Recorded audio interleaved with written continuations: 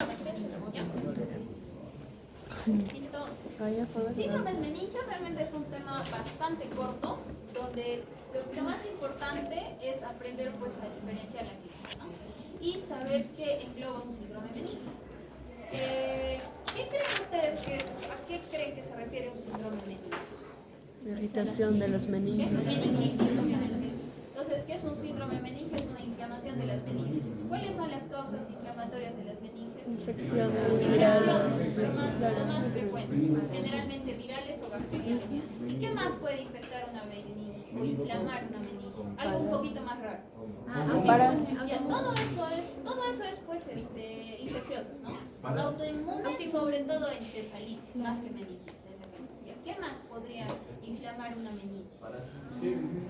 Ya, todos los virus, bacterias, hongos, parásitos ya están. ¿Qué más? Un TEC. No, porque eso es más a lo del cráneo, ¿no? Pero ¿qué más podría? Tendría que haber algo más en un TEC para que inflame las meninges. ¿Qué creen? Una hemorragia. No solo submural, generalmente una hemorragia subaracnoidea, ¿ya? Entonces, cuando hay una hemorragia subaracnoidea, o sea, en otras palabras, la sangre está regada por todo el cerebro, la sangre irrita las meninges. Entonces, un paciente con una hemorragia subaracnoidea, ya sea espontánea o traumática, también puede hacer un síndrome meningio, ¿ya? Y una causa más rara de síndrome meningio, a ver, algo más que crean que se le puede meter a las meninges. Si no es infección, si no es sangre, puede ser carcinomatosis meningia. ¿Han escuchado eso? La carcinomatosis meningia son pues las neoplasias, ¿no? Muchos cánceres pueden llegar a ser tan severos que hacen infiltración meningia. Entonces todas las meninges se llenan de las células cancerígenas, se inflaman y el paciente hace un síndrome meningio que no es ni infeccioso ni hemorrágico, pero es neoplásico.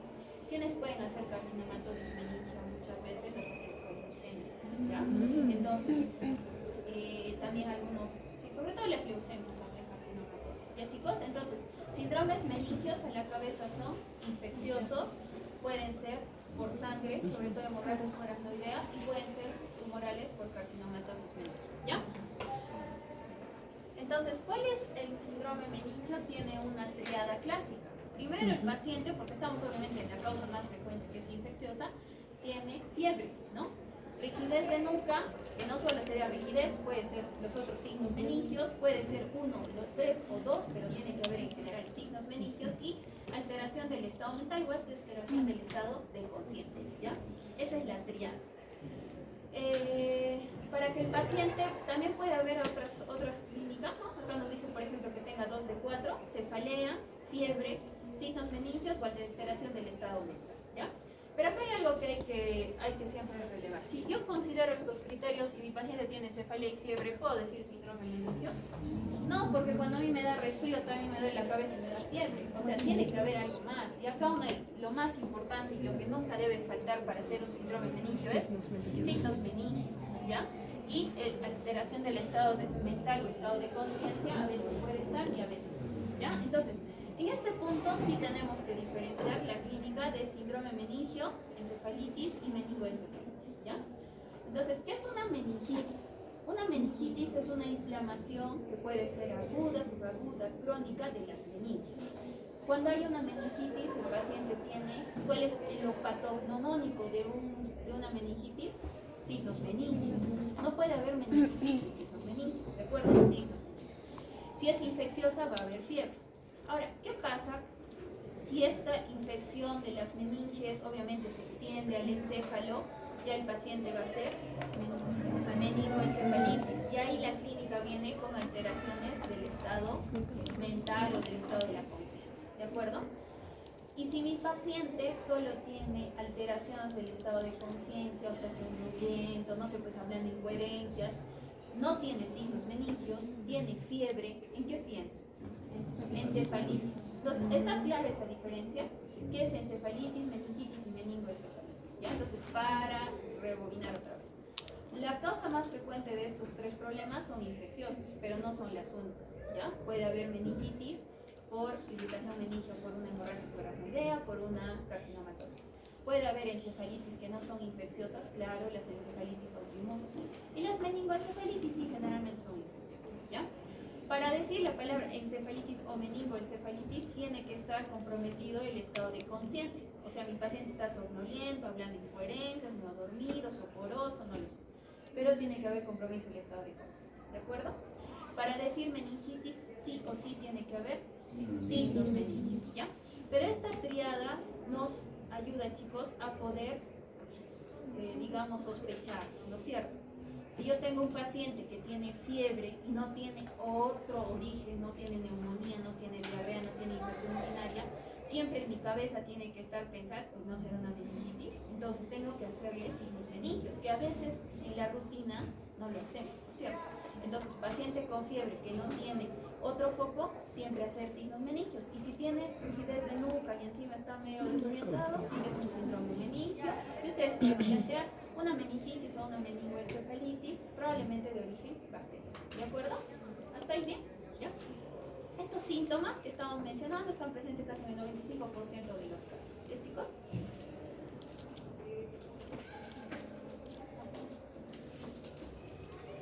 Entonces ya para, creo ya hasta aburrirse ya hemos visto esa parte, los signos meningios, ¿no es cierto?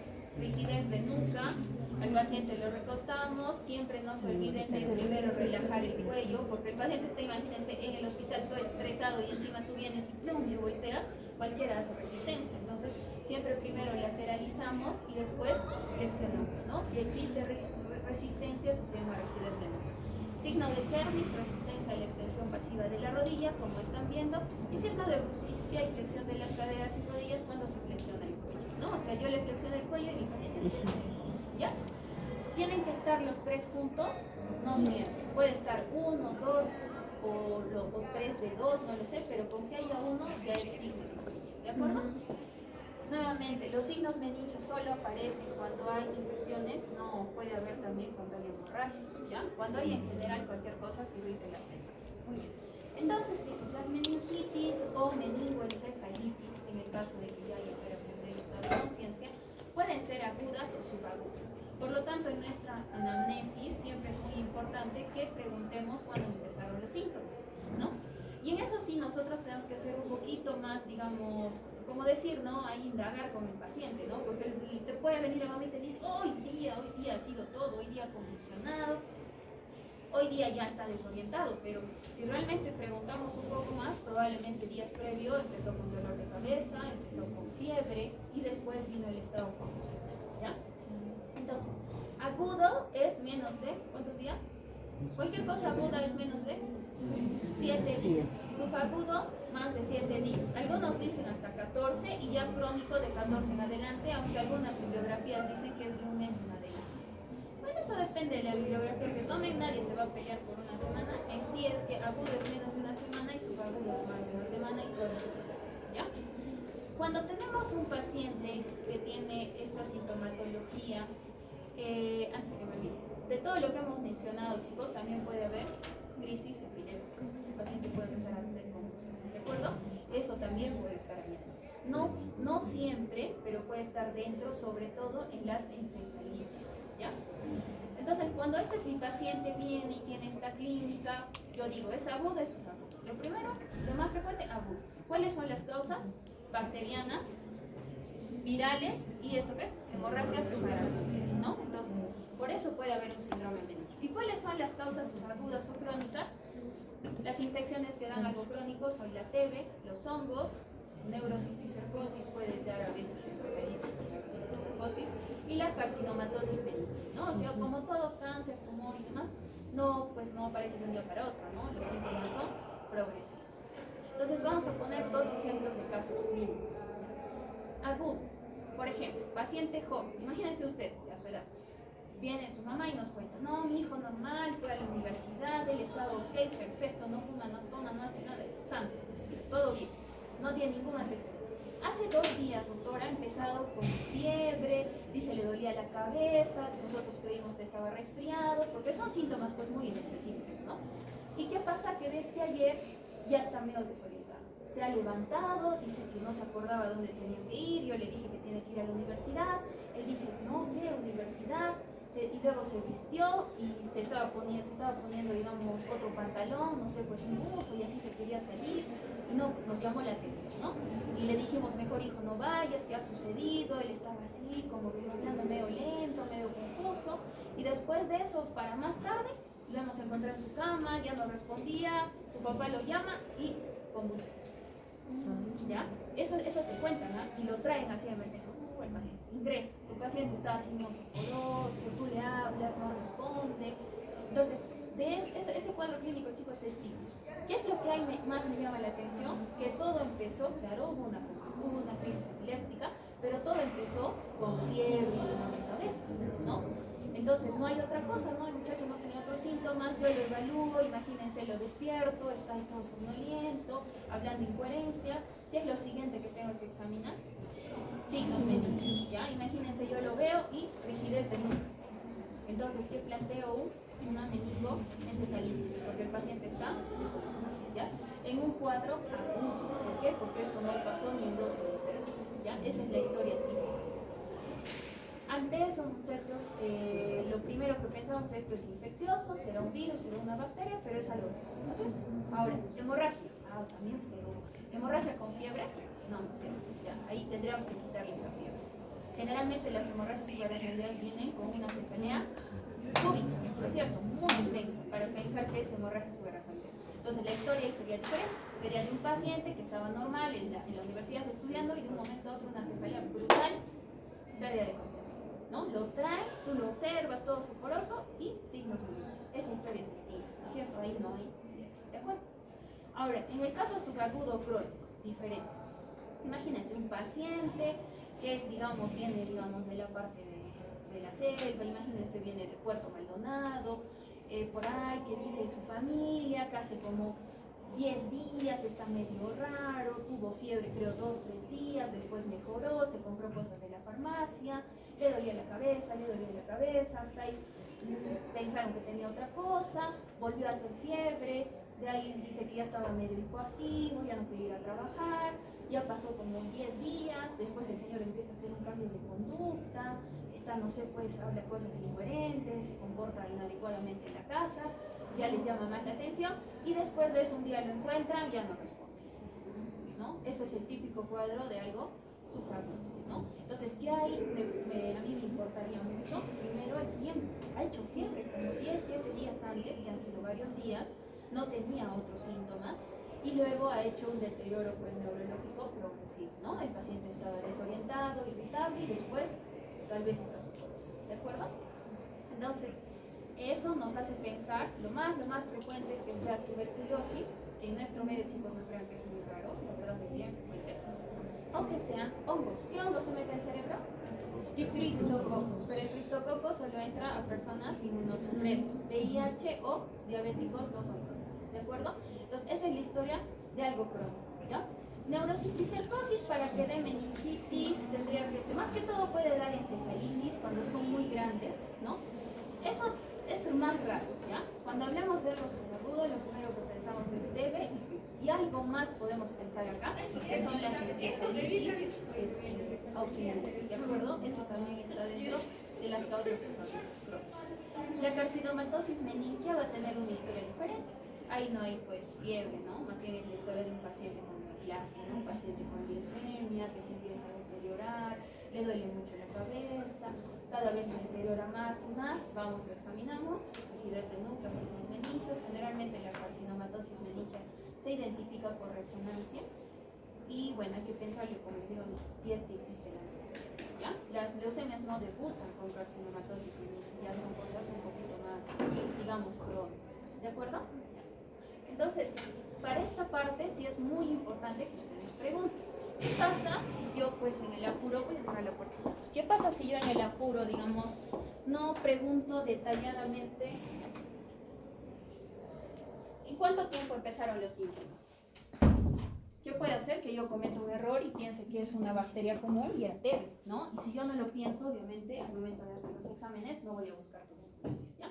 Por eso, cuando ustedes pregunten, y eso siempre acostúmbrense, no basta con lo que te dice el paciente, sino que generalmente tenemos que decir cuándo su familiar estuvo normal, normal, ¿ah? Normal, sin ningún síntoma.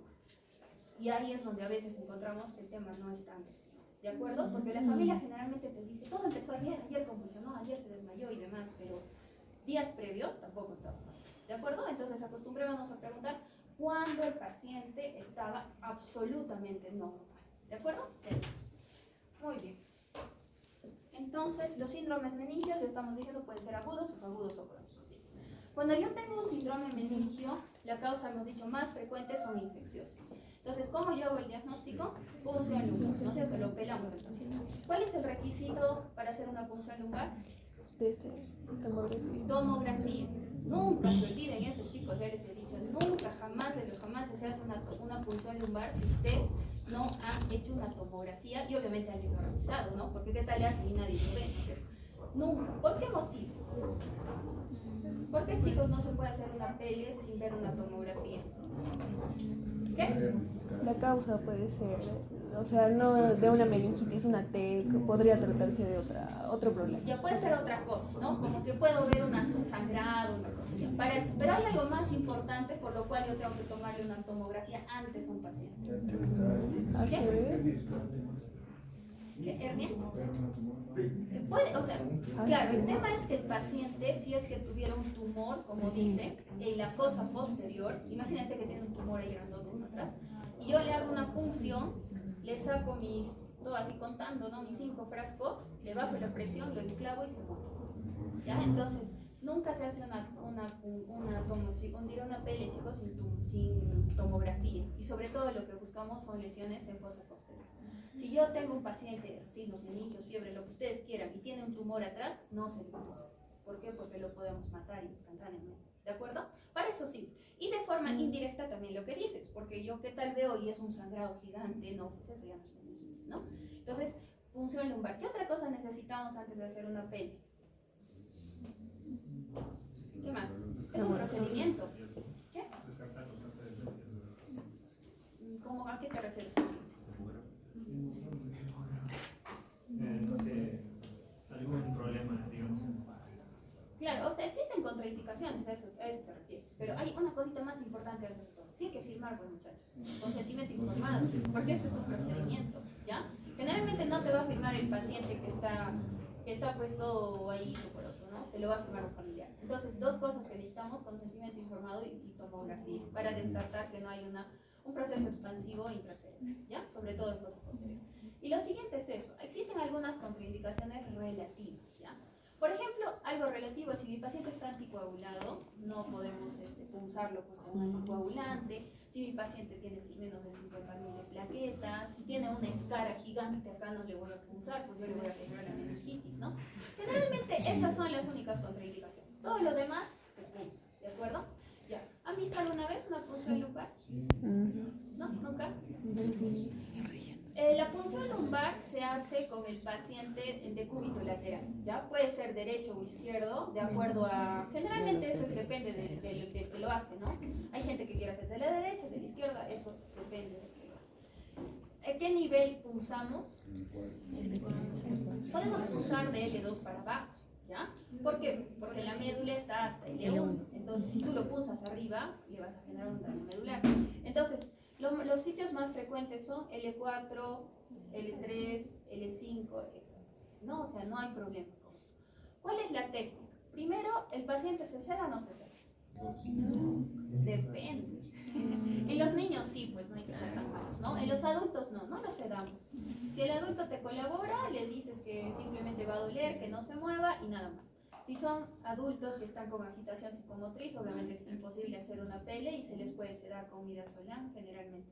Pero en la mayoría de peles ni se anestesia ni se pone sedación. Así, ¿ya? Entonces, la técnica es que el paciente debe estar en una cama totalmente recta, así que si la cama está así media hundida y demás, no les va a salir, tiene que estar generalmente en una camilla, totalmente recto, se le pone una almohada, como ustedes pueden ver, y se flexiona, ¿no? Lo que estamos tratando de hacer es abrir el espacio intervertebral. Para eso el paciente tiene que estar en una posición totalmente flexionada, ¿no? Lo que hacemos es de que no incline los hombros, porque si mete el hombro para adentro ya movió la columna, entonces solo hacemos que se incline, ¿no? Y a veces ponemos una almohada entre las piernas, ¿no? Para que no descienda la columna, entonces le hacemos agarrarla con una almohada y se flexiona, ¿no? Como un velito. A veces es suficiente que lo haga el paciente o a veces otra persona, generalmente otra persona lo flexiona, ¿no? Entonces lo agarra del cuello y de las piernas, lo flexiona y con eso abrimos el espacio intervertebral, ¿ya? La idea es hacer una sola punción, no podemos estar acá un rato metiendo para empezar porque empieza a dermatizarse y es súper difícil hacer la PL y buscamos el espacio. ¿Cuál es el reparo anatómico? Es súper fácil. Buscan las espinas, ¿no? Las espinas ilíacas, buscan las espinas, buscan la columna y con su dedito el espacio intervertebral, ¿ya? Ahí están a nivel L5, ¿no? Entonces ustedes tantean, pues si se ve que es un buen espacio, pulsan ahí. Si no, pueden ir subiendo, pero no pueden subir más que esto, ¿de acuerdo? Entonces siempre es la espina ilíaca. Ahora, la dirección de la aguja es hacia arriba. ¿Por qué? Porque la columna no es como en esa imagen, ¿no? La columna está inclinada. Entonces, generalmente metemos la aguja y inclinamos hacia la cabeza del paciente, ¿no? Si tú le das recto, te vas a chocar con el hueso. Si tú no llegas a hacer la inclinación, metes y te chocas con el hueso, ¿ya? Entonces, la inclinación es hacia cefálico, generalmente unos 30 grados. Y uno siente, pues primero pones tu uña, metes el huesito, pones la aguja y empiezas a girar hacia arriba, ¿no? Entras lo que son las apófisis espinosas, llegas a se supone que esto es el ligamento amarillo, llegas y la dura rompe, ¿no? Tú sientes que es como un cartón duro y pasa la aguja y retiramos la agujita y empieza a chorrear, ¿no? Y ahí se coge en los tubos. Generalmente en cada frasquito se ponen 30 gotas. Esa es la cantidad que debe poner, ¿ya? 30 gotas. ¿Cuántos frascos tomamos? 5 frascos, ¿no? Y lo otro que deberíamos de hacer antes de recolectar es medir la presión de apertura, ¿ya? ¿Cómo se mide la presión de apertura? Usamos en un mundo ideal existen aparatos para medir. Así son como unas probetas que lo conectas y sube. Pero en nuestra realidad no hay eso. Entonces agarras el equipo de venoclisis, lo rompes hacia arriba, lo pones 90 grados y giras. Y haces así, 90 grados. ¿Ya? Entonces, en esto que está acá lo conectan el equipo de venoclisis. Obviamente necesitas que alguien te ayude, ¿no? Conectas, giras, haces tu recta, giras 90 grados y el líquido va a ascender. En el punto donde el líquido se para, esa es la presión de apertura. Que es la presión intracerebral está medida en centímetros de agua. Por lo tanto, si lo medimos en centímetros, esa es la presión. Entonces, generalmente lo que hacemos nosotros, porque nadie tiene pues su regla y su centímetro ahí, es que todos en su mano saben cuánto mide. Entonces, por ejemplo, el mío mide 20 centímetros. Y entonces yo sé que esto es 20.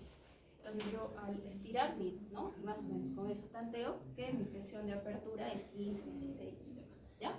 Entonces, cuando hacemos la punción lumbar, tenemos que medir la presión de apertura, tenemos que ver el color del líquido, que normalmente es claro y transparente, no debe de oler a nada, obviamente, y el goteo, ¿no? Tomamos 5 frascos y después de eso se retira la aguja y se pone el parche con presión, ¿no? Con presión y una buena cinta, ¿no? ¿Qué más tenemos que hacer al momento de hacer una PL? Siempre tomarle hemoglucotés, ¿ya? ¿Por qué motivo se toma hemoglucotés? Claro, porque vamos a ver la glucosa en el líquido. Y si yo no sé cuánto está mi glucosa sérica, es por gusto, ¿ya? Entonces, así como ustedes lo ponen de costado, lo parchan y todo, ese rato la glucosa, nunca se olviden de poner la glucosa. Y en el registro se tiene que poner.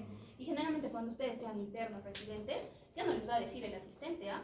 Ustedes tienen que estar, y pobre de ti que no hayas tomado la glucosa. ¿Y la glucosa? La glucosa nadie lo tomó. Imagínense, porque si no tomas, ya no sirve el valor que está sacando en la ¿ya? Entonces eso tiene que ir, siempre se pide glucosa, ¿ya? ¿Qué más tenemos que hacer después de una PL? Ustedes entenderán, ¿han visto la aguja de PL alguna vez? Es de este tamaño, ¿eh? Es grande, o sea, la verdad el procedimiento duele, así que después de hacer una PL, lo que hacemos al paciente es tenerlo en decúbito dorsal 4 horas, sin almohada, así totalmente echado.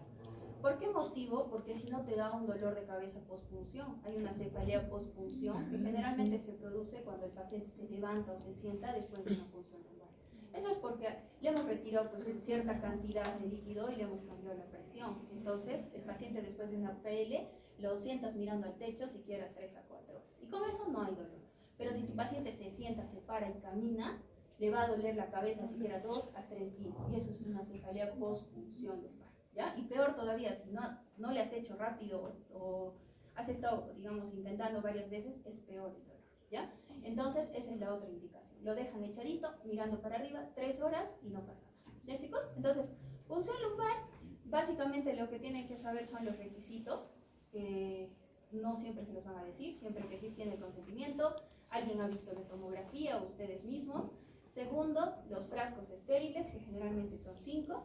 Tenemos que tener las agujas de PL y la posición, ¿ya? Espinas ilíacas, hacemos la línea, espacio intervertebral y nada más. Ah, ya, otro punto.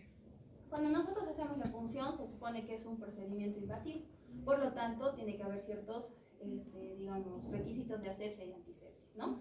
Lo primero, obviamente, te pones tu mandil, ¿no? No vas a hacer con tu mandil del hospital. Lo segundo es que a veces ponemos un campo, pero la verdad eso del campo no es nada práctico, porque como estás buscando tu espacio, el campo tiene un huequito así, si no o sea, no es práctico. Lo que hacemos es buscamos un campo grande y lo doblamos acá. Lo pegamos a la base y lo pegamos arriba, como si fuera una L, ¿ya? Y ese es tu campo estéril. Lo otro que debemos de hacer es de que primero usamos guantes normales, ¿no? Los guantes de procedimiento normal, y con eso limpiamos, y se limpia de adentro para afuera, ¿no es cierto? Nada de que va para arriba, ¿no? Es de adentro para afuera. Utilizamos alcohol yodado o isoline, y después limpiamos nuevamente con alcohol, ¿no? Limpiamos hasta que quede claro. Después de hacer eso, boto mis guantes y me pongo recién mis guantes de procedimiento. Y alguien tiene que pasarte la aguja y los frascos, porque si no contamina todo, ¿de acuerdo? Y ya con mis guantes estériles, yo marco, ¿no? Agarro mi espina ilíaca, marco con la uña, y generalmente ahí hacemos una marca un poco fuerte, porque ahí va a ser donde entra la aguja. Y como les dije, siempre el bisel giramos 30 grados hacia la cabeza del paciente para poder lograr el espacio sutural, ¿de acuerdo? ¿Ya? Tomamos las muestras, 5 frascos, antes se mide la presión de apertura, que también hay que registrarlo, y hay que tomar la glucosa sérica, ya sea durante o al terminar el proceso. Ponemos el parche y lo dejamos al paciente mirando al techo, sin almohada, por lo menos 3 a 4 horas. ¿Está bien? Ya, otra cosa importante, al final la punción lumbar no es pues tomar sangre, duele, pues, muchachos. Y a veces si es gordito, artrósico, les hacemos doler a los pacientes, y duele, ¿no? Y tampoco les anestesiamos así, de verdad que duele. Entonces se supone que tenemos que pedir lo que de verdad necesita, o sea, ahí no se nos puede olvidar hacer una orden. ¿Qué cosas debemos de solicitar cuando pedimos una punción lumbar? Primero, celularidad, ¿ya? Anótense eso, ¿eh? Celularidad, para ver cuántos leucocitos hay, y dentro de ello, cuántos monocitos y cuántos polimorfos, y también cuántos hematíes, ¿no? Segundo que tengo que pedir es bioquímicos. ¿Qué incluye los bioquímicos? Glucosa y proteínas, ¿ya? ¿Qué más debo pedir? Gram, o sea, una extensión para ver qué tipo de... La extensión Gram, ¿no? Para ver qué tipo de bacterias. Debo de pedir cultivos, debo de pedir tinta china. ¿Para qué sirve la tinta china? ¿Qué hongo? Criptococcus. ¿Qué más debo de pedir? Ya, si pienso en TB, beca no sirve líquido, nunca sale. ¿Cómo se llama? Hay otra cosita. ¿Qué? No, otra cosa. PCR, ¿ya? PCR, o también le llaman el Gene Expert. Gene Expert para TEC. Pero eso ahorita lo pedimos de rutina, lo tenemos que sospechar porque ese examen es muy caro, ¿no? No podemos estar ahí pidiendo como cualquier cosa. Entonces, eso, si pensamos que es algo subagudo, una TB, tienen que pedir PCR para TEC. ¿Y qué más debemos de pedir? ADA. ¿Saben qué es el ADA? Ya. El ADA es también otra prueba que de forma indirecta nos dice que puede ser tuberculosis, ¿de acuerdo? Entonces también pedimos eso. En resumen, necesitamos celularidad, bioquímicos, cultivos, tinta china, Gram, ADA, y si es necesario PCR para TEC, ¿ya? Entonces eso pedimos, ¿ya? Cosas especiales que puede haber ahí. Las cosas especiales que no son rutinarias es pedir un panel de FILARRAY. No sé si han escuchado, el panel FILARRAY es un panel de PCR para hongos, para virus, bacterias y hongos. No tenemos en los hospitales, pero muchas veces los pedimos de forma privada. La ventaja del FILARRAY es que viene en 2 días y te dice, esto es un meningococcus, esto es un herpes tipo 6. O sea, te da, como es un análisis de PCR, te da exactamente el agente. El examen de FILARRAY incluye 13 agentes infecciosos. Son 6 bacterias, 6 virus y un hongo, que es el criptococcus, ¿ya? Entonces, FILARRAY es lo ideal. pero no es pues lo más accesible. ¿Qué otra cosa especial podemos pedir? Podemos pedir PAF en LCR, o sea, el estudio en extendido para buscar células cancerosas, ¿ya? También se puede pedir eso, sobre todo cuando pensamos en una carcinomatosis meningia, ¿de acuerdo? Entonces, al fin y al cabo ya hemos hecho la pele. ¿En cuánto tiempo demora en salir una pele? ¿Sabes? ¿Alguna vez una pele? 2 horas, sale al toque, como un examen de orina. Entonces, ¿por qué eso es importante? Se supone que mi paciente, regresando al caso inicial que hemos visto, mi paciente está con fiebre, está desorientado, ha convulsionado, tiene signos meningios. Yo tengo que actuar inmediatamente, entonces tengo que saber si lo que tiene es un virus, un hongo, una bacteria o qué se le ha metido en la cabeza, ¿no? Para eso hacemos el análisis del LCR, ¿ya? Entonces, en un mundo ideal tendríamos pues un fil array y sale, ¿no? Pues, ¿no? Eso sería lo ideal, pero eso no es lo que tenemos a la mano.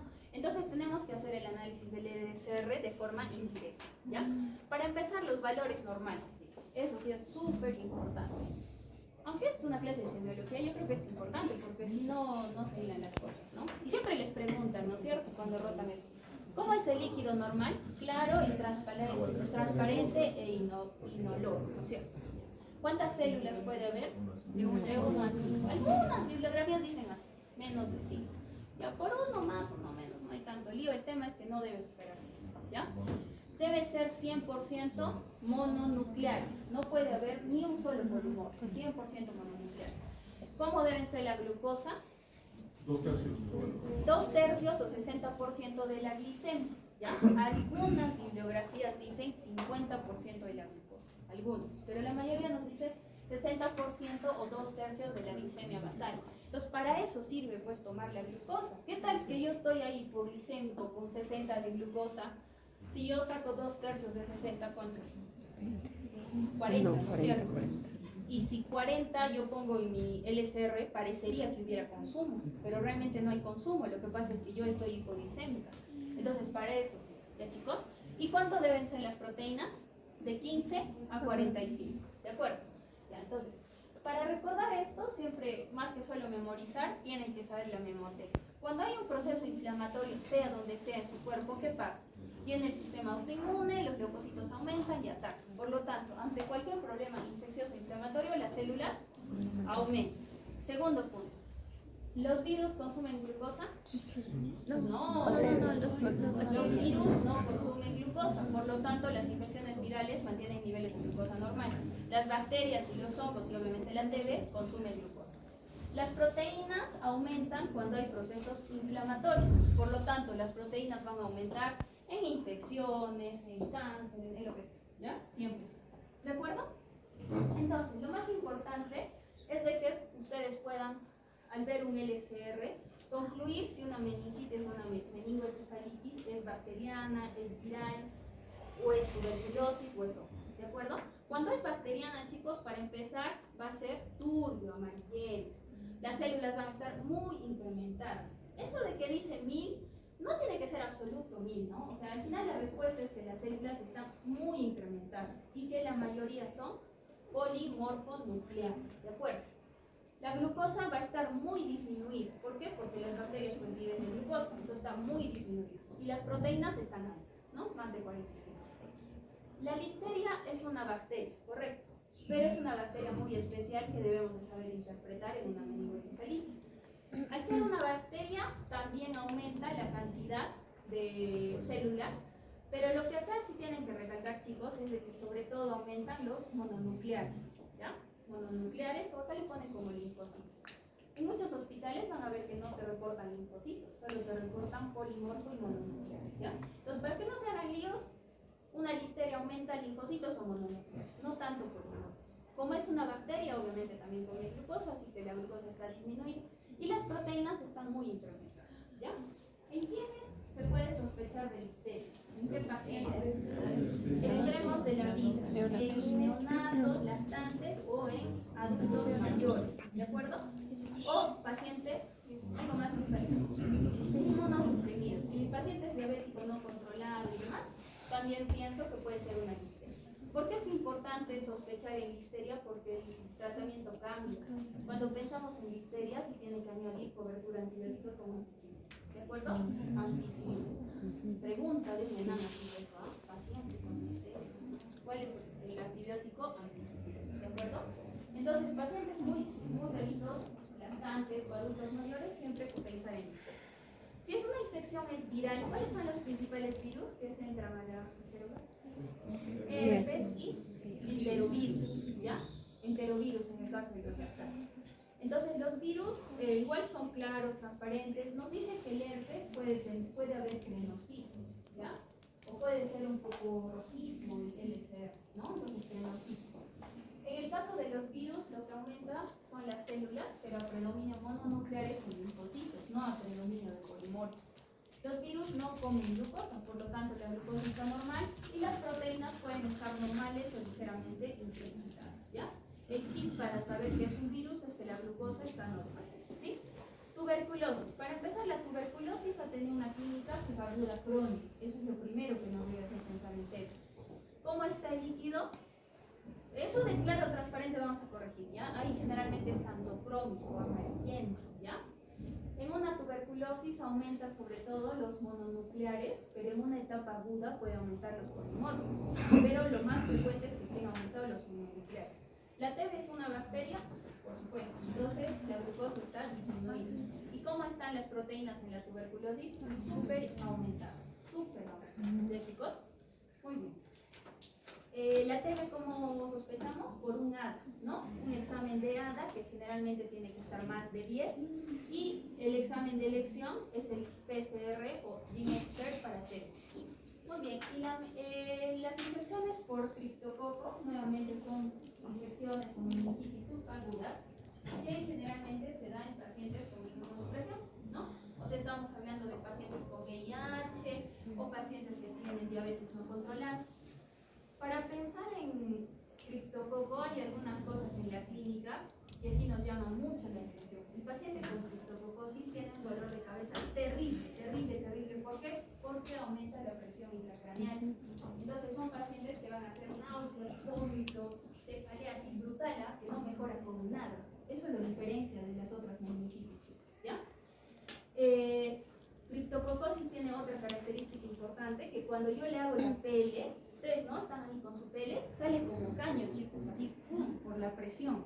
Entonces ese es otro dato importante, presión intracraneal bastante incrementada, ¿ya? Entonces, no se olviden de eso, no se olviden, presión intracraneal muy incrementada. ¿Con qué yo encuentro criptococo? Con tinta china, ¿ya? Todo lo demás, a ver, la glucosa puede estar disminuida, claro, porque un hongo pone glucosa, las proteínas aumentadas y generalmente a predominio de mononucleares. ¿Ya, chicos? Entonces, con estas características que les he dicho tanto del líquido y de la clínica, uno tiene que estar en la capacidad de decir, mi paciente tiene un síndrome meningio, pienso yo que es una meningitis, digamos, bacteriana, aguda, probablemente por tal cosa, ¿no? O tiene un síndrome meningio crónico, probablemente una meningitis por tuberculosis, probablemente, ¿no? O por criptococosis. Entonces, con estas características nos ayudamos, ¿ya? Ya, otra cosa importante son los agentes, chicos, ¿ya? Los agentes cambian con la edad y son importantes porque según esto se da tratamiento. Cuando son neonatos, a los neonatos les entra E. coli, que es la única edad en la cual te puede entrar E. coli al cerebro, Streptococcus agalactiae y listeria, ¿ya? Cuando uno va de 2 meses a 2 años, Streptococcus agalactiae, Haemophilus influenza, neumococo, enterovirus y herpes. Cuando uno va de 2 años a 50 años, ¿cuál es la causa más frecuente etiológica de meningitis? Neumococo. Por más que meningococo suene a meningitis, no es la causa más frecuente. La causa más frecuente es neumococo. Eso también así pregunta de un enama. Cuando si solo te preguntan cuál es la causa más frecuente de una meningitis, neumococo. Esa es la respuesta, ¿ya? La segunda, meningococo, y las formas virales son por herpes. En adultos mayores tenemos que pensar en listeria y neumococo, y en pacientes inmunosuprimidos, listeria, criptococo y TBS. ¿De acuerdo? No se van a olvidar esto. Y bueno, finalmente para ver, esta es una imagen de... Bueno, síndrome meningio es eso, al final es solo ver la actividad, la fiebre, pero creo que lo más importante es saber cuándo hacer una PL, qué registrar, qué pedir, y al final en qué pensar, ¿ya? Entonces, por ejemplo, esto que vos haces. ¿Qué ven acá? hipertensión mitral, ¿no? ¿Qué es este blanquito? Hace ¿Qué es eso? Esto es una hiperdensidad difusa en base del cráneo. Esto es una hemorragia subaracnoidea, chicos. Probablemente esto sea un aneurisma roto, ¿ya? Entonces, eso es una hemorragia subaracnoidea. ¿Por qué ponemos eso? Porque hemos dicho que este paciente puede hacer un síndrome meningio, pero no con fiebre, ¿no? Sino con cefalea súbita y de un momento a otro, obviamente este paciente estará pues poroso o en coma, y si tú le haces, tiene rigidez de boca, si le haces maniobras, ¿ya? Entonces esto es una hemorragia subaracnoidea. Esto, chicos, es una meningitis. En resonancia, lo que ven acá es el realce meningio. Entonces, cuando le ponemos contraste a la resonancia, las meninges, como están inflamadas, realzan. Entonces se ven de esa manera. Eso es un realce meningio que se ve en resonancia. ¿De acuerdo? Muy bien, y eso fue todo de síndrome meningio. Vamos con la segunda parte. Entonces, síndrome de hipertensión, son 3 partes, ¿ya? La parte de síndrome de hipertensión endocraniana. Ya, esto también es súper corto. Síndrome de hipertensión endocraniana es importante porque es una emergencia neurológica, ¿sí? Si tú no la identificas, si no la tratas, el paciente se muere. El síndrome de hipertensión endocraniana debe ser sospechado primero clínicamente, ¿ya? Y lo que está, pues, la base de esta patología es comprender que el cráneo hace que todo lo que esté pues dentro tenga un espacio exacto, ¿no? ¿Y qué cosa es lo que tenemos dentro de la bóveda craneana? El cerebro, obviamente la masa encefálica, LCR y sangre. Si hay algo más fuera de esto o alguno de estos componentes aumentan, la presión intracraneana aumenta. ¿Ya? Entonces, primera pregunta, ¿cuál es la presión intracraneana normal? ¿Menos de 20? Anoten eso, muchachos, eso es importantísimo. Paciente con presión, o sea, menores de 20, normal. ¿Y cómo mido yo la presión intracraneana?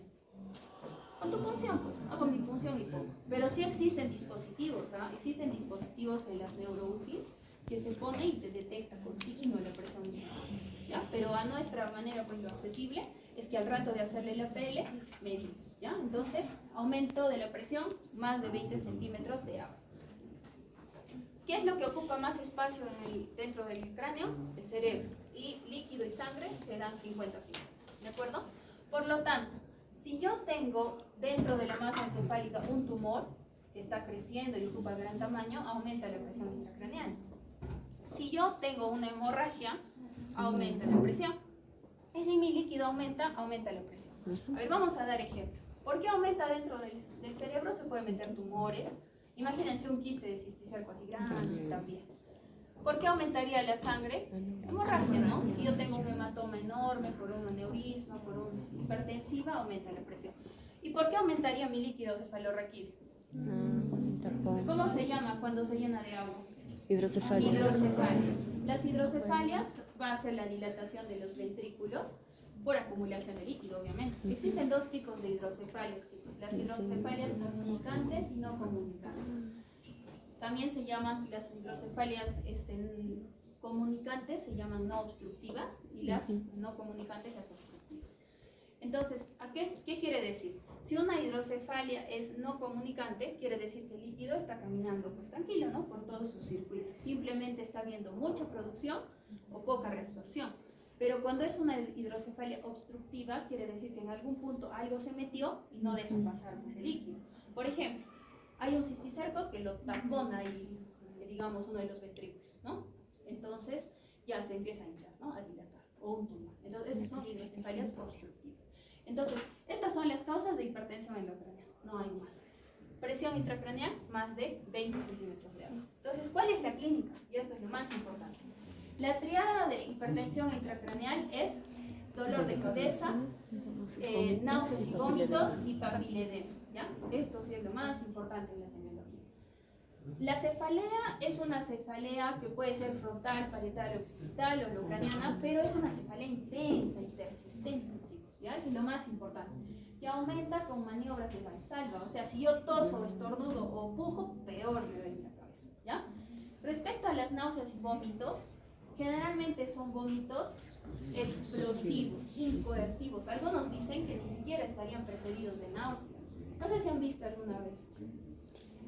O sea, Y llega el punto, chicos, que tú puedes estar delante del paciente y ¡plá! Te vomita. O sea, ya no ves ni náusea ni nada. El paciente así ¡plá! Vomita. Entonces son vómitos explosivos, ¿de acuerdo? En proyectil también, ¿ya? ¿Está bien? Y el papiledema solo lo vamos a ver en el fondo de ojo, ¿ya? Entonces, paciente con sospecha de hipertensión. ¿Qué es? La tríada de Cushing, doctora. Ahí está. También. Otra diapositiva. Entonces, el papiledema solo lo vemos en el fondo de ojo, ¿de acuerdo, chicos? Paciente que, digamos, ustedes tengan una duda, ¿ya? Porque no sé, pues en nuestro medio no se puede hacer la PL o tiene alguna contraindicación. Yo quiero saber si tiene hipertensión endocraniana. Ese rato, interconsulta oftalmo, fondo de ojo, y si nos dicen papiledema, hipertensión, ¿ya? Entonces, cefalea, náuseas y vómitos, sobre todo vómitos explosivos y papiledema. La cefalea hemos dicho frontal o locraniana, intensa, permanente, que aumenta con maniobras de Valsalva y en decúbito, ¿ya? Y se atenúa en la bipedestación, ¿de acuerdo? Esas son las características. Los vómitos, ya hemos dicho, explosivos, incoercivos, persistentes, allá. Antes que se nos olvide el ejemplo. Hemos dicho que las meningitis por criptococosis pueden aumentar la presión intracraneal. Por lo tanto, por eso es que estos pacientes no solo hacen síntomas de meningitis, sino hacen síntomas de hipertensión endocraniana, cefaleas terribles, persistentes y mucho vómito, ¿ya? Muy bien, ya viene tu triada de Cushing. ¿Ya? Entonces, la triada de Cushing es una triada que nos permite saber pues que ya la hipertensión endocraniana se está poniendo muy severa, que tu paciente ya está con un riesgo inminente de muerte. ¿Qué es lo que vamos a ver? Obviamente la clínica empezó así, ¿no? Cefalea, náuseas, vómitos y demás. Si en ese momento el paciente empieza a hacer bradicardia, hipertensión y la alteración respiratoria, ya es una triada de Cushing, ¿no? Tu paciente está ya casi yéndose, ¿no es cierto? Entonces, esto es muy importante. ¿Por qué es importante el síndrome de hipertensión endocraniana? Es una emergencia neurológica, el paciente debe ser hospitalizado, manejado, pero no se puede ir a su casa, ¿de acuerdo? Si es un tumor, tendrá que ser operado. Si es una hemorragia, también tendrá que ser drenada. Si es una hidrocefalia, ¿qué hace? Le ponen una medicación ventrículo-peritoneal, ¿no? Y se tiene que manejar de emergencia. Entonces, ¿para qué nos sirve acá la semiología, chicos? En algún momento van a ser internos, residentes, van a estar en emergencia y demás. Si nosotros no sospechamos que tu paciente está haciendo hipertensión endocraniana, si no lo sospechamos, no va a haber manera que nadie lo diagnostique, porque no hay pues un examen de sangre, ¿no? Hipertensión endocraniana. No, y en la tomografía las imágenes son relativas, ¿ah? Lo que podemos ver en una tomografía, bueno, aparte de la lesión que está aumentando la presión, se puede ver disminución de surcos y cisuras y acortamiento de ventrículos, si es que la presión está aumentando. Pero el mensaje va el siguiente: si yo detecto que mi paciente está con síndrome de hipertensión endocraniana, se vuelve una emergencia y tiene que tener ya sea un manejo en cuidados intensivos, tiene que tener un manejo en neurocirugía o se tiene que dar ciertos medicamentos que existen para manejar la hipertensión endocraniana. Entonces, el diagnóstico es clínico. Entonces, no van a decir que el paciente está con migraña, ¿no es cierto? O sea, pasa, muchachos, ¿sabes? El paciente con migraña, no. Es totalmente diferente. La migraña es un dolor en el cráneo, ¿no? Hasta la órbita, que empezó poco a poco, viene con náuseas, fotofobias, es totalmente distinto. Esto es un dolor de cabeza muy permanente que cambia la posición y donde las náuseas y vómitos son muy intensos e incontrolables. ¿Ya está? ¿La triada de Cushing se ve en todos los pacientes con hipertensión? No, solo en los que están muy graves. Solo en los que están de verdad muy graves. Cuando tú crees que ya de verdad tu paciente está fatal, ahí ves esto, ¿no? Ahí ves, ya está con bradicardia, hipertensión, no, ya tu paciente está de verdad muy bien, ¿ya? Entonces son cuadros de severidad, ¿sí, chicos? Muy bien, ¿qué más con este punto? A ver, antes que me olvide. La clínica, que es una emergencia, los síntomas, creo que nada más. Síndrome de, ya, vamos a ver ahora la tercera parte, que son movimientos involuntarios, ¿ya? Entonces, hemos hecho ya una clase respecto a ganglios basales, ya no la vamos a repetir, pero tienen que revisar. Hemos dicho que los ganglios basales tienen que ver con el control del movimiento, ¿no? Que existe una vía directa, una vía indirecta, que la vía directa es la que facilita, todos dependen de la dopamina, nos deciden, la vía directa es la que facilita el movimiento, la vía indirecta es la que disminuye el movimiento, y que obviamente cualquier alteración en esta vía te va a dar alteraciones en el movimiento, ¿ya? Los movimientos involuntarios pueden ser de muchos tipos. Los más frecuentes, y que sí tienen que acabar, los que pasan el semestre, ¿no? Tienen que saber de reconocer, primero, cuál es el movimiento involuntario más frecuente, el temblor esencial. ¿Cuál es el segundo más frecuente? El parkinsonismo o enfermedad de Parkinson. Entonces, esas dos cosas sí deben de saber. ¿Ya eso hay más movimientos? Claro. Existen las coreas, las atetosis, los hemibalismos, los tics, las distonías, existen un montón. Pero ya no son cosas tan frecuentes. O sea, lo que sí uno debe saber manejar es temblor y parkinsonismo. ¿Ya? Muy bien. Entonces, los trastornos del movimiento básicamente se dividen en dos. En los trastornos hipocinéticos o hipercinéticos, ¿ya? O las hipercinesias. Dentro de lo más importante, lo de las hipocinesias, digamos que la patología bandera es el síndrome parkinsoniano, que hemos dicho que tiene rigidez en rueda dentada, temblor de reposo, la bradicinesia es el síntoma cardinal y la inestabilidad a la marcha, ¿no? Y la causa más frecuente de un síndrome parkinsoniano es la enfermedad de Parkinson. Pero, ¿cómo deberían poner ustedes en su respuesta? Síndrome parkinsoniano, ¿no? A descartar enfermedad de Parkinson. También existen parkinsonismos secundarios, o sea, parkinsonismos que pueden imitar un Parkinson por otras cosas. Por ejemplo, medicamentos, los antipsicóticos pueden simular un Parkinson. Por ejemplo, lesiones cerebrales, puede haber lesiones en ganglios basales que pueden simular un Parkinson, ¿ya? Entonces, esa no es la única causa de la enfermedad de Parkinson. Entonces, las alteraciones hipocinéticas, la patología bandera es Parkinson, y las hipercinéticas tenemos pues hartas. Temblor, atetosis, corea, hemibalismo, distonías y miofibrosis. Muy bien. Ya. Entonces vamos a empezar con los desórdenes del movimiento hipocinético, o sea, las parkinsonismos, síndrome parkinsoniano. Ese es el mesencéfalo, ¿no es cierto? Dentro del mesencéfalo tenemos algo muy, muy importante, que es la sustancia negra, como ven acá, ¿no? Bilateral. La sustancia negra está encargada de producir dopamina. Por lo tanto, el Parkinson se debe a disminución de la producción de dopamina. Esta es una enfermedad neurodegenerativa que aparece con los años, ¿no? Es muy poco frecuente en gente joven, pero puede haber, pero es muy poco frecuente. Y empieza a dejar de haber una producción progresiva, ¿no? Por lo tanto, los síntomas pueden empeorar en el tiempo, ¿ya? Muy bien. Como pueden ver acá, miren, acá tenemos las edades, ¿no? El Parkinson, chicos, no empieza de un día para otro, ¿ah? El tiempo de enfermedad es largo, los síntomas previos son largos, ¿no? Que la gente se dé cuenta del temblor después, esa es otra cosa. Entonces, generalmente puede empezar, miren, entre los 50 años, hace un pico a los 80, 90, ¿no? ¿En quiénes es más frecuente? Mujeres más que varones, ¿ya? Pero la enfermedad va ascendiendo, obviamente, con la edad, ¿ya? ¿Qué síntomas tenemos? Ya, facilísimo. ¿Cuál es lo primero? Bradicinesia. ¿Qué quiere decir bradicinesia? Lentitud en el movimiento. Sí, tiene que haber siempre bradicinesia. ¿Qué más tenemos? Temblor. ¿Pero qué tipo de temblor? De reposo. También llamado temblor en cuentamonedas, pero lo adecuado es decir temblor en reposo. Porque eso de cuentamonedas, para que tú veas contar la moneda, tiene que ser un temblor muy marcado. Y al inicio el Parkinson no tiene temblor tan marcado. Al inicio es un temblor muy sutil, por lo tanto es temblor de reposo. ¿Qué más tiene el paciente? Rigidez, ¿de qué tipo? Rueda dentada y inestabilidad postural, ¿no? ¿Cómo es la caminata de un paciente con Parkinson ya un poquito avanzado? Generalmente son pasos cortos, tiene una inclinación anterior, ¿no? El paciente se agacha, da pasos cortos. El caminar puede llegar a ser freezing al giro, ¿no? O sea, da la vuelta y el paciente como que se congela, ¿no es cierto? Sí. O empieza como que no arranca, camina rapidito y se para también, ¿no? Lo empujas y se va, ¿no? ¿Por qué? Porque hay inestabilidad postural, ¿ya? Pero esas son características que han aumentado.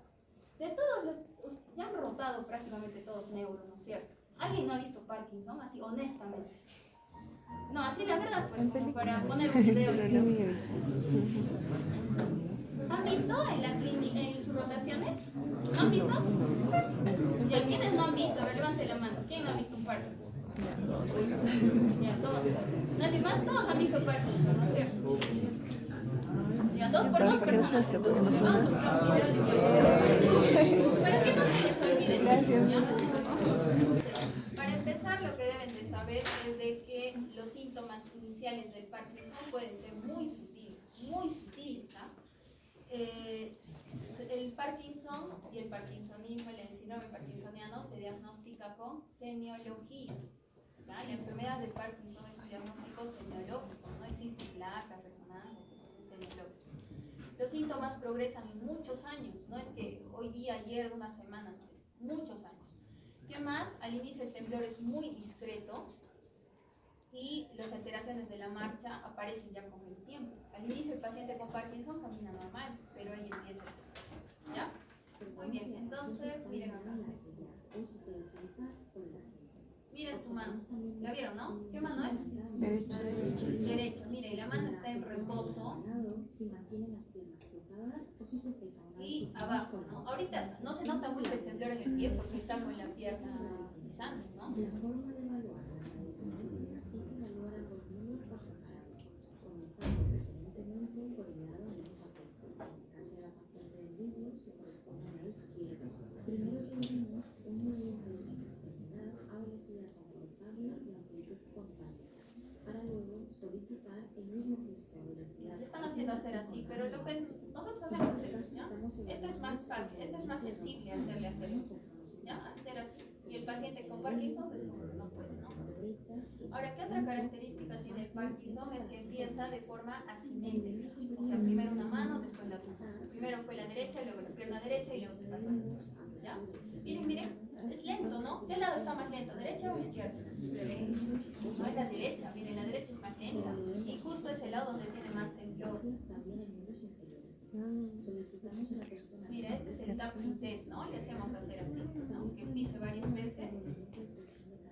Y miren, no puede, ¿no? Ahí está. Miren.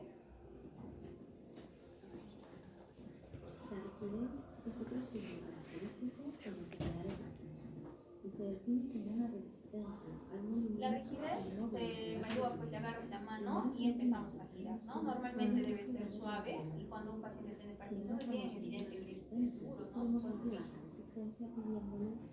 Miren, lo que está haciendo ahí es hacerle una maniobra de distracción con la otra mano. En el caso yo siempre les hago como si estaría peinando y el paciente empieza a ponerse más rígido, ¿no? Pero acá miren, les voy a hacer mover la mano, ¿no? Y la rigidez también aparece. La rigidez, la bradicinesia y el temblor son asimétricos, ¿ya? Solo cuando ya están avanzadas las partes se pueden ver de forma igual en las cuatro extremidades, ¿de acuerdo? Podemos mover de manera pasiva el pie en plano sagital o podemos hacer un movimiento de circunvolución. Cuando ¿Qué más va a ponemos a la hacer? paciente Te van a en hacer gesto caminar. voluntario contralateral, vemos que la resistencia a la movilización pasiva del pie aumenta. Miren el temblor, ¿no? En la mano derecha. No sé, la vieron, ¿no? Justo en el lado más afecto por los signos de la enfermedad. El temblor es el signo más famoso de la enfermedad de Parkinson, pero no es imprescindible para el diagnóstico. El temblor suele ser entre 4 y 6 Hz y suele detenerse al movimiento voluntario. Observamos a la paciente mientras mantiene las manos sobre las piernas y los pies descalzos. Para evaluar el temblor, la mano siempre tiene que estar en reposo y generalmente lo que nosotros hacemos es sentarlo en la camilla con los pies colgados, porque ahí también aparece el temblor. Que evaluaremos a través de diferentes pruebas de equilibrio. La primera prueba sobre el peso. Consideramos que la paciente tiene alteración en el equilibrio cuando Miren, no logra miren cómo se para. levantarse de la forma que le hemos indicado. También podemos hacer el test de Romer. En esta Y prueba, ahí se nota el paciente temblor mantiene muy la evidente. posición bípeda con los brazos a los lados del cuerpo, la mirada hacia el frente y los pies juntos. Es posible permitir una separación de la punta de los pies formando un ángulo de 45 grados. La prueba se puede realizar con los ojos abiertos y cerrados. Consideramos alteración del equilibrio cuando el paciente no es capaz de mantener la posición o si el paciente cae. Otro test posible de realizar es la prueba de desestabilización posterior. Aplicaremos una fuerza desestabilizadora con dirección posterior en los hombros de la paciente. El test es negativo y solo debe dar 1 o 2 pasos para volver a retomar Miren la el pie. inestabilidad, En ¿no? cambio, es positivo si en lugar de eso da varios pasos cortos hacia atrás sin posibilidad de controlar su cuerpo para no caer. Una vez hemos evaluado la presencia Y lo que falta ahí es la marcha, ¿no? La marcha es una marcha que puede arrastrar los pies, una marcha con freezing, con congelamiento y sobre todo con problema para el giro, ¿ya? Entonces, ya ahora sí ya los vieron. Entonces seguimos.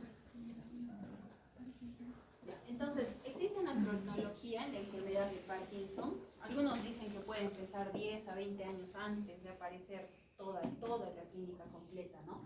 Entonces, ¿qué es lo que aparece primero? Primero son los síntomas gastrointestinales, el Parkinson genera estreñimiento, ¿ya? ¿Qué más aparecen? Las disfunciones autonómicas. Son pacientes que hacen hipotensión ortostática o disfunción urogenital. Si vemos hasta acá, pues nadie pensó en Parkinson, ¿no es cierto? Gastrointestinal, dieta, no sé, serán mil cosas, ¿no? Pero esto es lo primero. ¿Qué viene después? ¿No? Ya, digamos, otros síntomas que ya pueden empezar a comprometer un poco la calidad de vida. Síntomas sensoriales y sobre todo hay hiposmia o anosmia. Y nadie pregunta eso, ¿no? El paciente con Parkinson pierde el olfato, así como cuando tuvo COVID, igualito, ¿ya? ¿Qué más puede haber?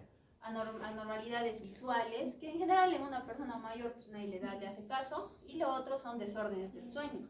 Puede haber mucho insomnio, ¿ya? Insomnio. Y lo patognomónico, chicos, son trastornos del sueño REM. Eso es lo más importante, ¿ya? Nunca se olviden de esto. ¿Qué quiere decir trastornos del sueño REM? Los trastornos del sueño REM, lo más importante son los sueños vívidos, le dicen, ¿no? El paciente está dormido, pero al momento de descansar se mueve, es como si se estaría soñando que se pelea con alguien, o sea, llega a un punto donde la persona que duerme con él se vuelve insostenible, ¿ya? Puede hasta golpear, o el mismo paciente se puede golpear, se caen de la cama, pero ellos están totalmente dormidos. Y obviamente no se dan cuenta, el que se da cuenta es el familiar, ¿ya? ¿Qué más puede haber? Síndrome de piernas inquietas, o también puede haber, lo que les decía, ¿no? Somnolencia diurna y en general los sueños vividos. Es lo más importante. Son síntomas que ningún paciente te lo va a decir, o sea, uno tiene que preguntarlo. ¿Y para qué nos ayuda eso cuando son fases muy iniciales de Parkinson? ¿Ya? ¿Qué más hay? Depresión. Esto es otro punto importante. Los pacientes con Parkinson empiezan a hacer depresión, trastornos de ansiedad, ¿no? Que nadie le hace caso tampoco, ¿no? Y otro punto es el deterioro cognitivo, ¿sí?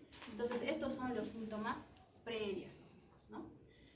Llega un punto en que ya pues se establecen los demás síntomas y aparece el temblor, la rigidez y la bradicinesia. Síntoma que nunca debe faltar, bradicinesia. El temblor de reposo y la rigidez en rueda dentada. Todos estos síntomas son asimétricos. Empiezan de una mano, luego pasaron al pie de la otra mano y después al otro lado. Y el mismo paciente dice, no, mi problema me está avanzando. Y realmente va a avanzar porque esta es una enfermedad degenerativa que no tiene cura. Lo que nosotros hacemos es darle un poco de dopamina que les ayuda, pero la enfermedad no se cura. Pues, ¿ya? Muy bien. ¿Qué más hay? Ya en fases mucho más avanzadas. Nos dice que desde que aparece el temblor, más o menos 10 años después, es el punto en el que el paciente se va a deteriorar mucho, ¿no? Por más tratamiento que le demos. Entonces, ¿qué es lo que sucede?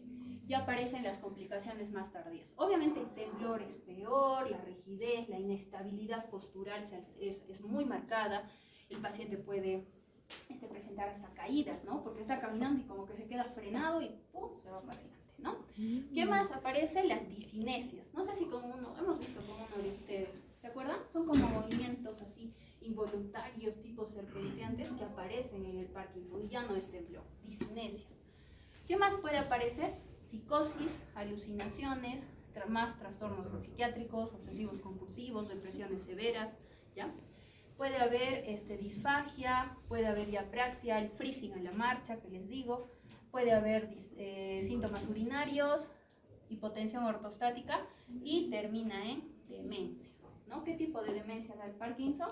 Demencia subcortical, ¿ya, chicos?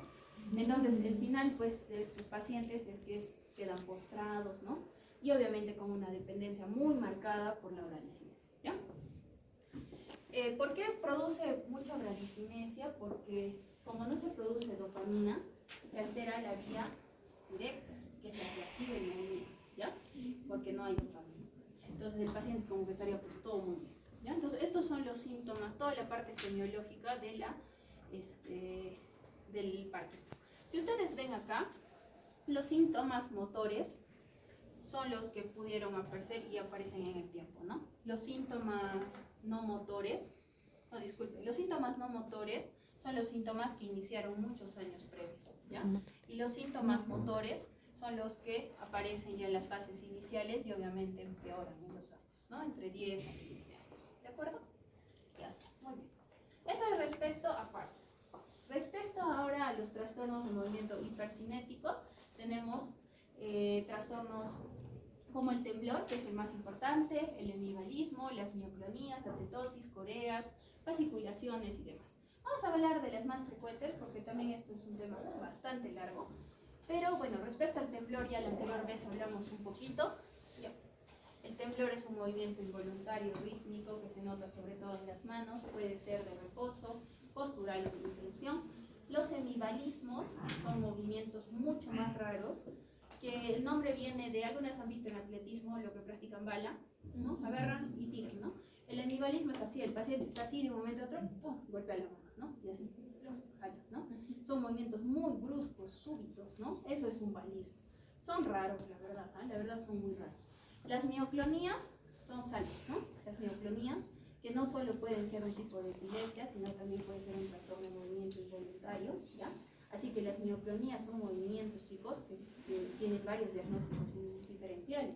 Uno hemos visto que puede ser epilepsia, 2 mioclonías por movimientos involuntarios, puede haber también mioclonías por patologías medulares, ¿ya? La atetosis es un movimiento involuntario, sobre todo distal. Las coreas son como unos movimientos, dicen, serpenteantes, como una danza, ¿no? Irregulares, esos son las coreas. Las fasciculaciones son movimientos de grupos musculares que a veces se ve debajo de la piel, ¿no? Las mioclonías, lo que se les mueve el párpado cuando se estresan, ¿no? Y los TIC, que pueden ser movimientos, entre comillas, involuntarios y medios voluntarios, que pueden ser motores o sensitivos, ¿ya? O sensoriales. Los temblores, hemos dicho que son movimientos rítmicos, regulares e involuntarios, que pueden ser de reposo. La única patología que da temblor de reposo es el parkinsonismo. De acción, pues pueden ser posturales, o sea, levanto mi mano y ahí se nota el temblor. Cuando yo tengo esto y estoy trasnochado y estresado, es solo un temblor fisiológico, ¿no? Que se aumenta con el estrés, el insomnio, el ejercicio o la cafeína. Pero si esto se hace permanente y yo soy una persona mayor, pienso que es un temblor esencial, ¿ya? El temblor cinético de intención es un temblor cerebeloso, ¿no? Que es al final del movimiento, ¿no es cierto? Es un temblor de intención. Muy bien, entonces, ¿cuál es el trastorno de movimiento más frecuente? El temblor esencial, ¿ya? ¿Por qué es importante esto, chicos? Porque si uno no sabe diferenciar entre un temblor esencial y un Parkinson, le vas a decir al paciente, creo que tienes Parkinson. Y al final, que te digan que tienes Parkinson, pues no es una buena noticia, ¿no es cierto?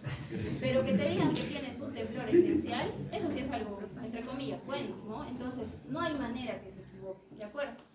Parkinson es temblor de reposo, el temblor esencial es un temblor post-temblor, ¿ya? Entonces, el temblor esencial es un tipo de movimiento involuntario que aparece con los años, generalmente tiene un factor genético, ¿ya? La abuelita y la papá y demás también tuvieron cuando fueron mayores. Es un tipo de temblor que, nuevamente les repito, no tiene nada que ver con el Parkinson, ¿ah? No es que se va a volver el Parkinson, en unos años va a ser Parkinson, no, son dos cosas muy distintas. ¿Cómo te das cuenta? Generalmente el paciente te dice que el temblor lo nota cuando usa los cubiertos, ¿no? Usa la cuchara y se cae todo. Echa el agua, eso se llama el test del vaso, y se echa todo. No puede escribir, y le hacemos el test del espiral. Normalmente una espiral es así, y en un temblor esencial, pues todo un desorden, ¿no? Este está un poquito exagerado, pero en general no pueden hacer una espiral. Ni siquiera pueden escribir, ¿ya? Pero tú lo pones en reposo, normal. ¿Y cómo desaparece el temblor esencial? Cuando el paciente sujeta algo, ¿no? Agarra algo con fuerza y el temblor desaparece. ¿Qué más hace desaparecer el temblor esencial? El alcohol, ¿verdad? Eso no quiere decir que le receten alcohol a su paciente, ¿no? Pero los mismos pacientes se dan cuenta que cuando van a un compromiso y toman algo, ¡pum!, se quitó el temblor, ¿ya? Esa es otra característica. No quiere decir nuevamente que sea la receta. ¿Ya? Entonces, temblor esencial, chicos, se piensa en personas, adultos, ya mayorcitos, ¿no? 50, 60, o sea, temblor esencial no va a haber en un joven, ¿ah? Por si acaso. Temblor esencial no puede haber en un joven. Temblor que se da al sujetar objetos, al hacer movimientos específicos, al escribir o al hacer el espiral. ¿Ya? Muy bien. La corea. Ese es otro tipo de movimiento involuntario. No es frecuente, chicos. Las coreas no son frecuentes. Pero bueno, hay que saber que son movimientos irregulares, arrítmicos, breves, rápidos, bruscos, de corta duración, ¿no? Algunos dicen que es como un baile, ¿no? Como si te estaría bailando una extremidad, puede ser una pierna, una mano, ¿no? Eso es lo que digo. Las coreas más frecuentes la corea de Sindel. La corea de Huntington es una enfermedad autosómica dominante por alteración del gen 4 en la síntesis de la proteína huntingtina, ¿ya? Entonces son familias que tienen esto. En el Perú hay grandes estudios de Huntington porque hay unas familias, ¿cómo se llama este lugar? Más al norte de Lima, te voy a acordar ahorita. No es Guaral, hay otro, me voy a acordar ahorita. La cosa es que es un lugar donde hay un montón de gente que tiene esto.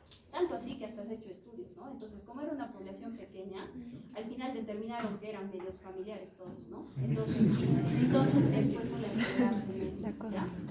Entonces, la enfermedad de Huntington, como ustedes pueden ver, miren acá, ¿quién está? El núcleo caudado, la cabeza del caudado. Pero miren, en los pacientes con Huntington, el caudado no existe, está como atrofiado. Tanto así que el ventrículo se retrae. Y existe atrofia, obviamente, en todo lado, ¿no? Entonces, son pacientes que, aparte de los movimientos involuntarios, también tienen problemas cognitivos, porque miren, su cerebro está todo atrofiado. ¿Qué es lo que sucede? En la enfermedad de Huntington, el problema está por acá, por el núcleo caudado, que se encuentra acá. Entonces, cuando se secreta dopamina, esta actúa por la vía directa hacia el núcleo estriado y facilita el movimiento, ¿no es cierto? Ya. Pero ¿qué sucede? Que en este caso se altera y se sobreestimula, ¿de acuerdo? Y empieza a haber un excesivo movimiento porque no hay inhibición, ¿ya? Al final este tema tiende a ser un poco más complejo, pero lo que tienen que ustedes saber es de que para pensar en Corea, la lesión tiene que estar en los ganglios basales, específicamente en la cabeza o en el núcleo del caudado, ¿ya? Ahora, ¿las coreas solo pueden ser por enfermedad de Huntington? No. Puede haber por patologías, hemorragias, etcétera, en núcleos basales que pueden dar coreas. Y también puede pasar que algunos problemas metabólicos pueden dar coreas, sobre todo hemicoreas transitorias. Algo muy frecuente son las hiperglicemias. Las hiperglicemias así, digamos, digamos, de pacientes no de larga data, cuando la glucosa se sube demasiado, esto altera los ganglios basales y el paciente puede hacer una hemicorea. Entonces, si ven un paciente con hemicorea, antes de pensar que tiene un Huntington, porque es muy raro, hay que pensar cómo está su glucosa, ¿ya? Pero no da coreas completas, da hemicorea, ¿de acuerdo? Muy bien, entonces la enfermedad de Huntington, como hemos visto, ¿qué tienen estos pacientes? Es igual varón-mujer, 40 años, es autosómico dominante por alteración en el cromosoma 4, por el duplete de la huntingtina. El diagnóstico es genético y los pacientes pues no viven tampoco muchos años, empieza a haber mucha atrofia, los ventrículos laterales se dilatan, se atrofia el caudado y hacen pues pacientes de depresión, psicosis, problemas de la conducta, la corea, que es lo más relevante. Hay hiperreflexia, hay bradicinesia, puede haber rigidez y la clínica y demencia, ¿no? Y el problema cognitivo, ¿no? Y es simétrico a ambos lados. Y lo que vemos es que hay dilatación de los ventrículos laterales, ¿ya? Bueno, hay otro video, no lo podía descargar, pero lo guardé acá el link para que lo puedan ver. Entonces...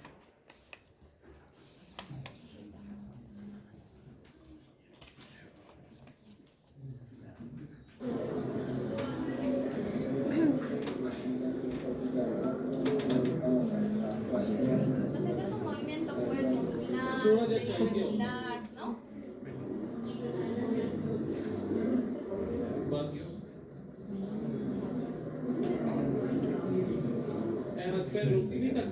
Se dan cuenta que abarca lo que es tronco, extremidades, ¿ya? Entonces eso es una corea, chicos. Muy bien, ¿qué otra patología viene? Creo que es la última. La otra que puse por la frecuencia es la distonía, ¿ya? Las distonías son contracciones involuntarias, tanto de músculos agonistas como antagonistas, que generalmente causan posturas excesivas, posturas anormales, muy dolorosas y sostenidas. Estas como son, normalmente cuando digamos yo quiero extender mi brazo, ¿qué hago? Mis flexores, hay unos, ¿cuáles serían? A ver, para que yo extienda mis extensores, ¿no? Mis extensores se activan y se inhiben mis flexores, porque si no, no podría, ¿no es cierto? Lo que pasa acá es que los dos al mismo tiempo se activan. Por lo tanto, genera por eso posturas aberrantes sostenidas, ¿ya? Esto como jala por un lado y jala por el otro, genera dolor, ¿no? Lo más puede ser, dice, permanente, durar un momento, ¿no? Y los pacientes a veces tienen trucos sensoriales para hacer que el movimiento, digamos, disminuya, ¿ya? Va a haber factores que lo empeoran, como el estrés, los cambios emocionales, la fatiga, etc. ¿Cuál es la distonía más frecuente? La tortícolis, ¿ya?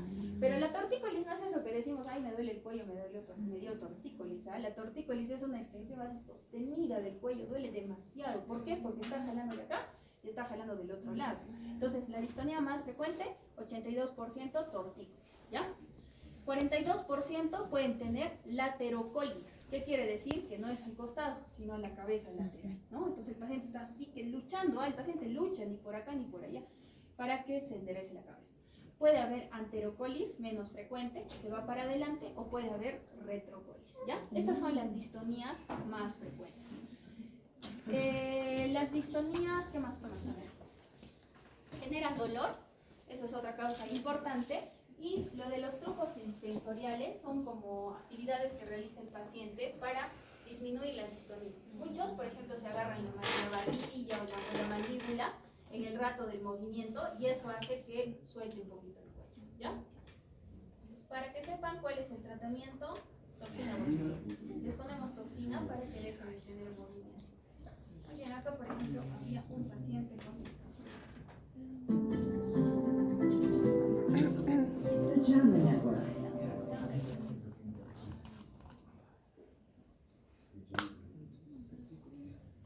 Miren, ¿no? Él no lo hace voluntario y fíjense bien cómo está, miren, sus esternocleidos mastoideos y su platismo, ¿no? Está bastante contraído. Y le jala para un lado, para el otro lado, ¿no? Este señor hace, mira, retrocolis, ¿no? Está haciendo un retrocolis, ahí hace un laterocolis, ¿no? Eso es una distonía célica. Entonces realmente parecería que lo hace pues voluntariamente. Entonces miren, luego hace un truco sensorial para que baje el movimiento, ¿no? Está tratando de esto y pasa. Miren, y cuando camina el movimiento permanece. Y esto genera, como hemos dicho, mucho dolor porque hay una contracción sostenida. ¿De acuerdo? Muy bien. La última, creo ya para ellos. Balismo. El hemibalismo es otro movimiento involuntario, mucho más raro todavía de lo que hemos visto. Estos son movimientos bruscos, erráticos y violentos. Hemos dicho que esto asemeja como cuando hace el lanzamiento de bala. Tienen gran energía porque son súbitos, ¿no? El paciente está así, de un momento, tanto así que puede llegar hasta lastimarse, ¿ya? Es agotable porque es un movimiento que no dura mucho tiempo y acá está lo más importante. Se producen por lesiones en el núcleo subtalámico o núcleo de... ¿Cuál es su sinónimo del núcleo subtalámico de Lewis? ¿Ya? Generalmente se produce por infartos. Infartos que comprometen este núcleo van a hacer que el paciente tenga hemibalismo, ¿ya? ¿Dónde está acá? Entonces, ¿qué es lo que pasa? El núcleo subtalámico de Lewis tiene que ver con la vía indirecta, como ven acá, ¿ya?